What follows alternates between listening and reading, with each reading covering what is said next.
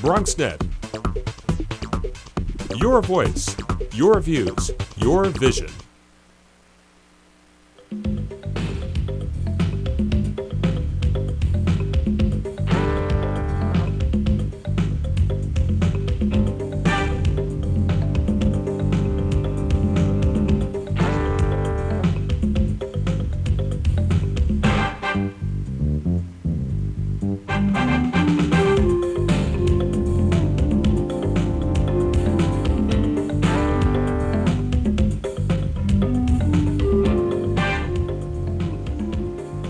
Good evening and welcome to Bronx Talk. We have sent invitations to all of the candidates for mayor to appear on our program. Tonight we present our second one-on-one with a mayoral candidate. Our guest tonight is a controller of New York City and a Democratic candidate for mayor. The Honorable John Liu returns to Bronx Talk. We have plenty to talk about with him, about being controller and his campaign as well, and a whole range of topical issues. To ensure balance and objectivity in all of our interviews with mayoral candidates, we will not be taking live phone calls, but you can email questions or comments to us, and we can try to incorporate them into our program. The email address is bronxtalk@hotmail.com. For now, the controller of the City of New York and a candidate for mayor, please join me in welcoming back to Bronx Talk, John Liu. Thank you for joining us, sir.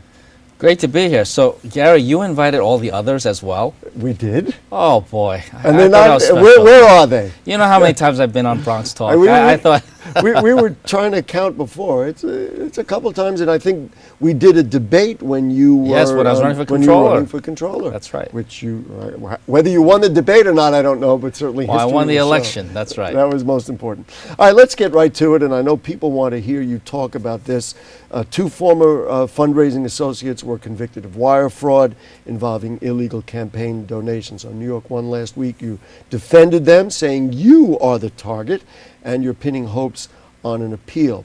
But from a political point of view, and we got an email from a viewer who said he likes John Liu, but he doesn't want to see the mayor going the way of Shirley Huntley or Eric Stevenson.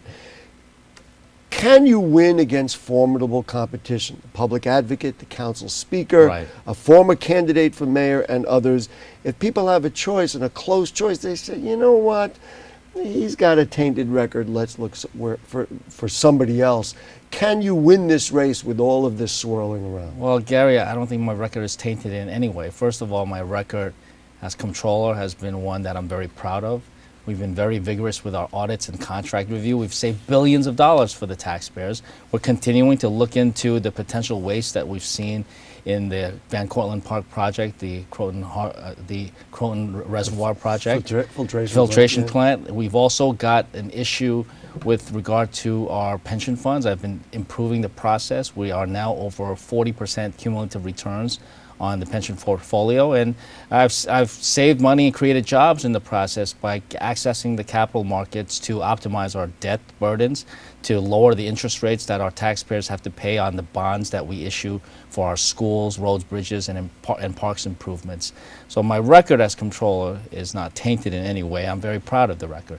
On the fundraising trail, on the campaign trail, specifically with regard to fundraising, there have been these innuendos, insinuations that have been, as you mentioned, swirling around for years now. For 4 years, they've been investigating this. For two years of the investigation elapsed, and they still had nothing, which at that point they started this undercover operation. And again, I don't know if every campaign gets an undercover operation, especially one that after 2 years of investigating, they still hadn't had anything. And so that ultimately ensnared one of my supporters, one of hundreds of supporters that I have out there, and they threw the book against my former treasurer. I'm very proud of my former treasurer, Jenny. She's a good person.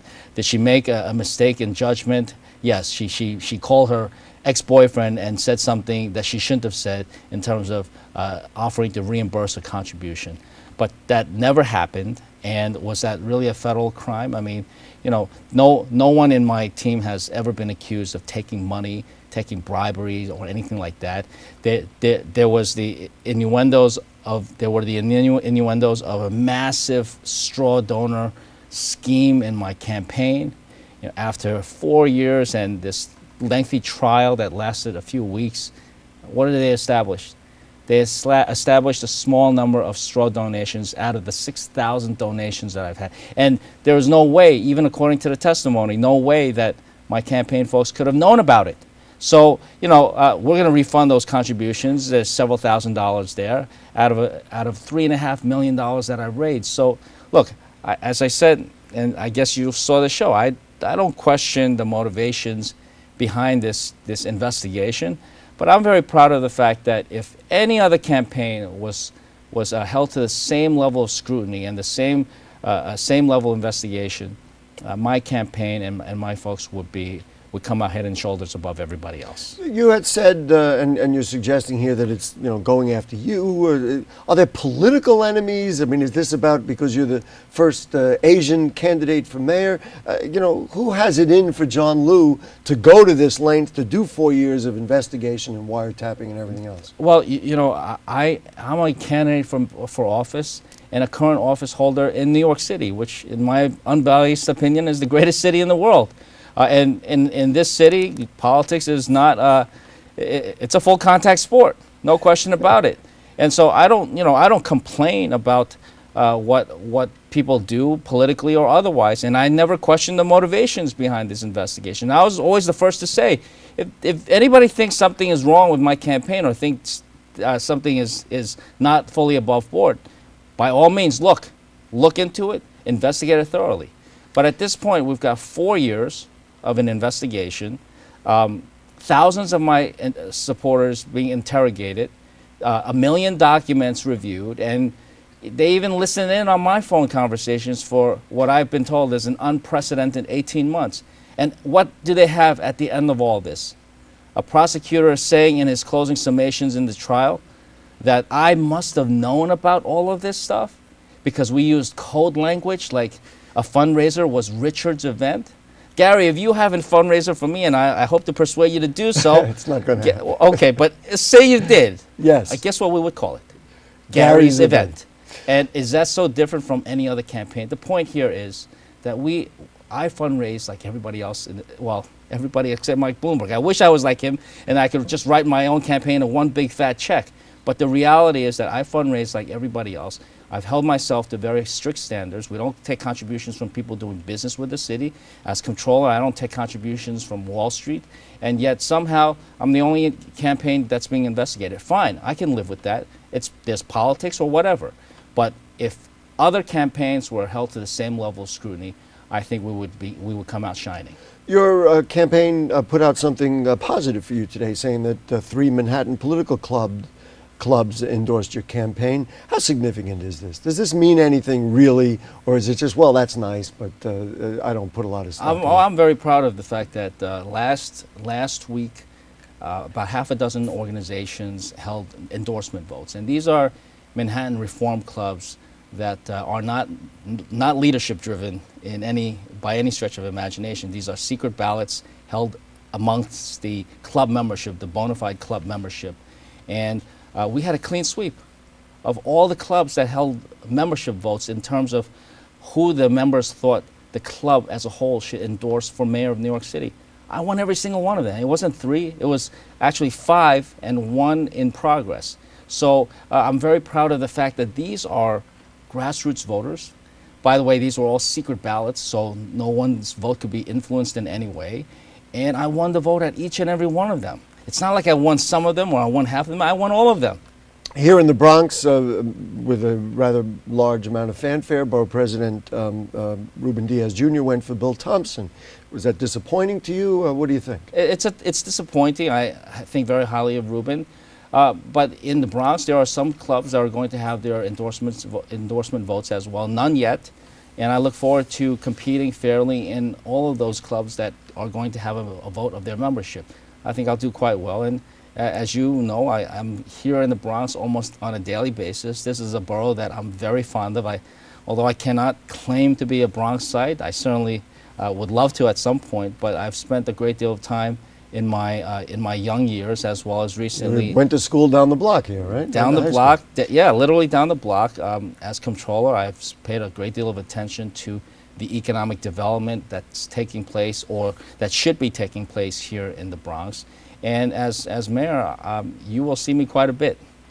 What do you, speaking of the Bronx and actually this area around where the studio is, what did you make of the decision to put an ice skating center in the Kingsbridge Armory? I support the decision. I think this is something that we don't really have in New York City. We have some ice skating rinks, but there's no real world-class ice facility, not just here in New York City, but anywhere in this whole region. So I think this will be a regional draw.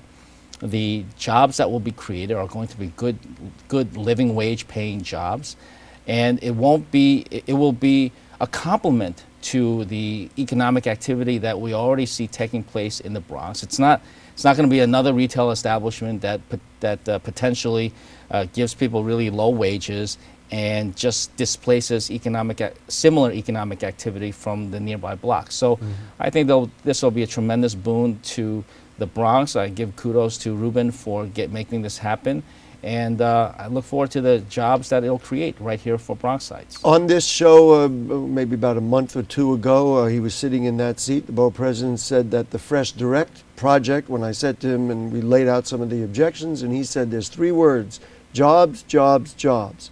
He said this project will create jobs. This is the guy who put through the living wage bill. He says these will be good jobs for the Bronx. But you've come out against the Fresh Direct deal. Why is that? I think from the borough president's perspective, whoever the borough president is should be advocating for as many projects as possible that come into his or her borough. And so our borough president, Ruben, he did the right thing to advocate for Fresh Direct moving here. As city controller, though, I've got to keep an eye on the overall economic development policy. And the amount of subsidies given to Fresh Direct was just woefully out of line. It was $130 million. Given to a company who threatened to move to New Jersey when all their customers are in New York City. Most of them in Manhattan, a growing base of customers in Brooklyn, Queens, and now in the Bronx as well.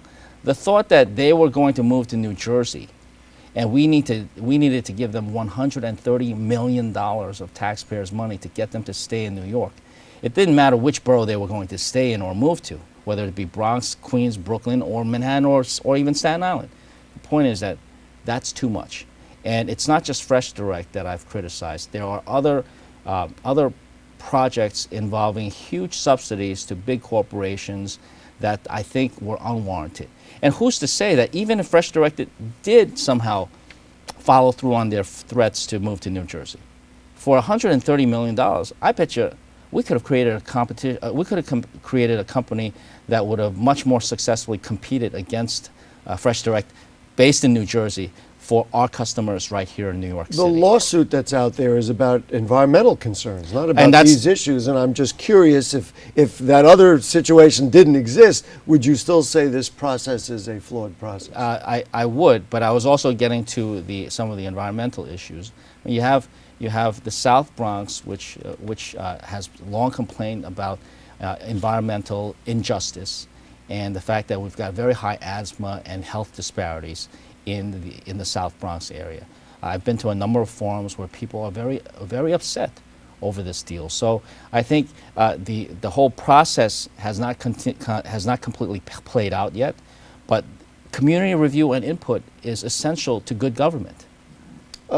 You've audited the city's EDC, found that they... Many times. Many times. One of the audits found that they not only failed to properly evaluate the companies selected to receive a public subsidy, but neglected to monitor those companies, et cetera. One audit, but found in numerous instances. The Yankee garages, are taxpayers going to foot the bill for a default on those garages? I certainly hope not. And then if not, who pays for that? That was a terrible deal to begin with. The Economic Development Corporation, by my audit, has had some very faulty analysis. They essentially relied upon the developer of those parking lots' own analysis without really checking the validity of that analysis. Mm-hmm. That's something that the EDC essentially handed those developers a blank check, and they shouldn't have done so.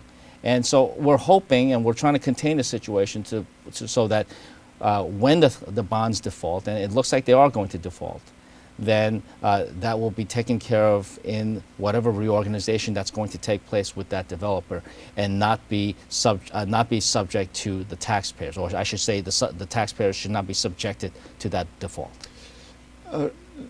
The whole process of contracting, and then of course subcontracting, the notion of subcontracting is a way that a lot of the, I don't want to use the word payoff, but a lot of this kind of giving friends the job, this Right. patronage system works out. Now you've addressed that directly, saying that New York would become the first municipality to establish a subcontracting database.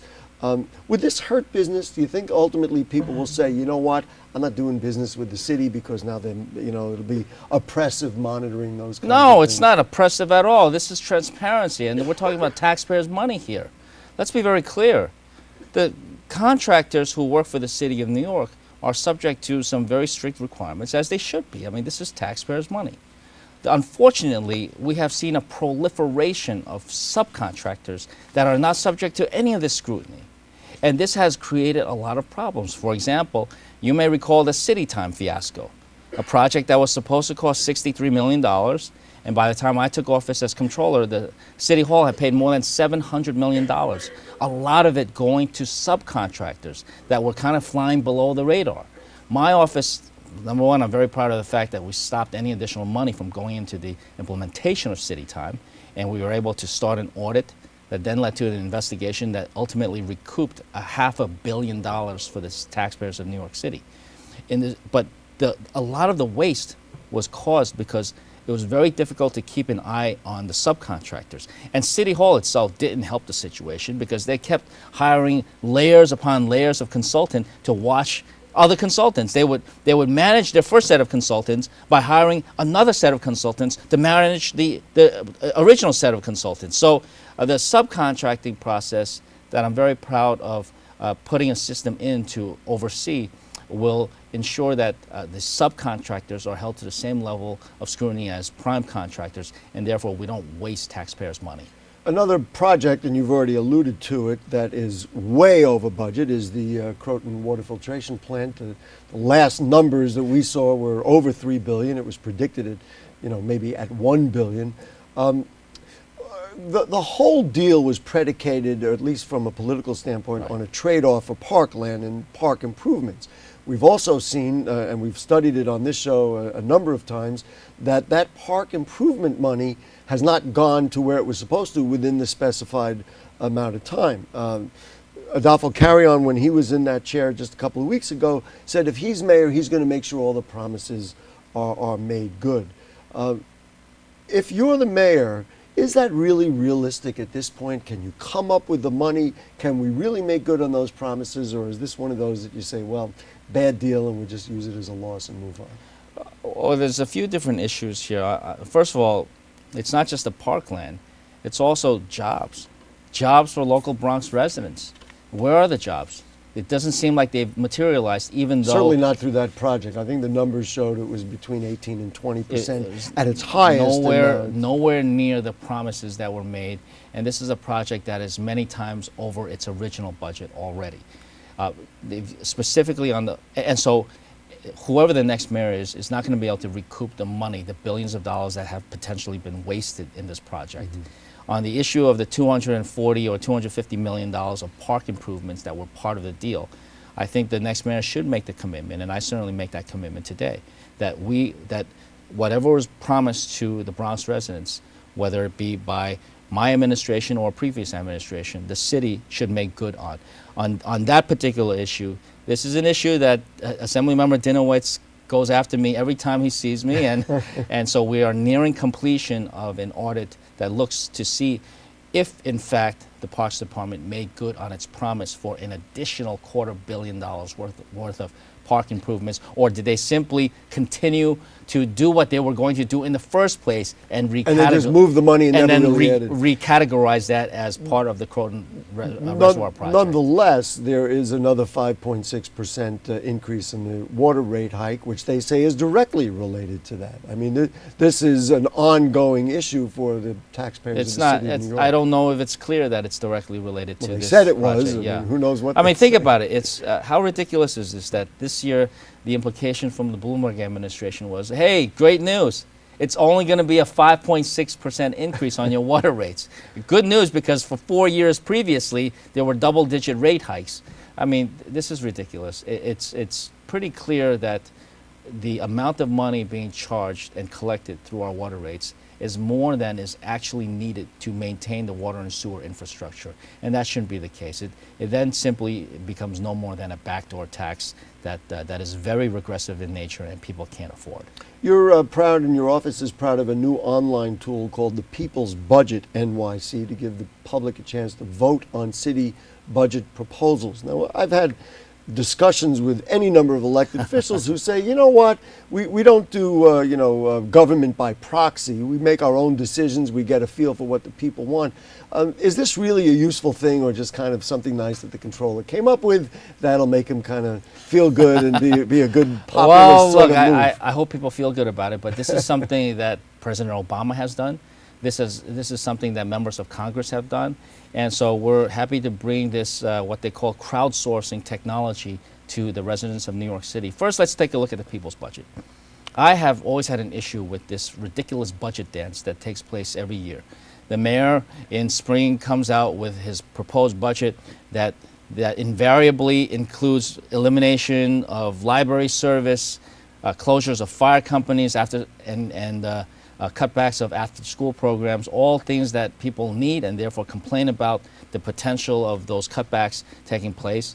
And several months of protests go by, and then at the last minute, the mayor and the council speaker waltz in and say that, well, we're not going to have many of those budget cuts. You spend 3 months of scaring 3 communities. months of scaring, 3 months of wasted government resources, because people have to respond to complaints and constituents who are afraid of what's going to happen. Now, and I think even worse, it focuses public attention on a very small sliver of the city's budget. No more than a couple of $100 million at a time that is involved in this budget dance, when the city budget is $70 billion a year. It's almost like, okay, everybody focus on this piece, but leave all of this alone. So how does this tool get we've looked, involved in this? My office has taken a top-to-bottom review of the entire budget. We have seen shortcomings in the budget where we think needs that should be taken care of are not being met. And so we've proposed $15 billion over the next 4 years of additional needs that should be paid for in the city budget, such as baselining of 7-day library service. And we also have $15 billion of new revenues that the city can and should be tapping, so that we'll have a balanced budget. The priorities and the needs of the people will be taken care of. And in this people's budget, I've identified 70 specific budget proposals that we're now asking people to go online in this crowdsourcing tool to give a thumbs up or a thumbs down on, and to suggest new projects or new things that the city should be funding. If you were mayor, would you take something like this seriously? Oh, absolutely, yes, because this is something that is, you use technology to not only make the city more transparent, and I think we may have talked about Checkbook NYC, which is my next question. So you can, okay. You brought it up. You asked your own question. So Checkbook NYC is an unprecedented online tool that makes the government spending here in New York City far more transparent than any other city or state in this country. That's not my words. Those are the words of the United States Public Interest Research Group, which is a pretty prominent national organization. And so what we've done is essentially put the city's checkbook online.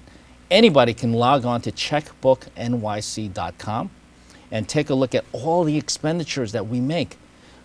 Who made the expenditures, meaning which agency, for what purpose, what date the payment was made, how much it was for. You can sort, you can search, you can download, and it's like going to your bank and looking at your own checkbook. I remember a long time ago, and this goes way back in our show, when Herman Badillo became the head of the, at that time, Board of Education, and for the first time they had actually laid out a budget. It seems remarkable for the city schools. I guess this is a similar kind of thing. There's a way of roping it in and giving everybody. Well, so Checkbook NYC is the app where you can look at the actual expenditure. So it's kind of like looking at what's already happened.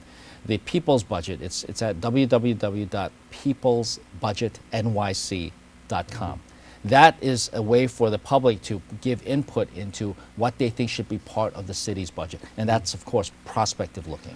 Let's talk about, with whatever time we have left, which is not a lot, about some of the other issues that I know are on people's minds as they consider going into the voting booth.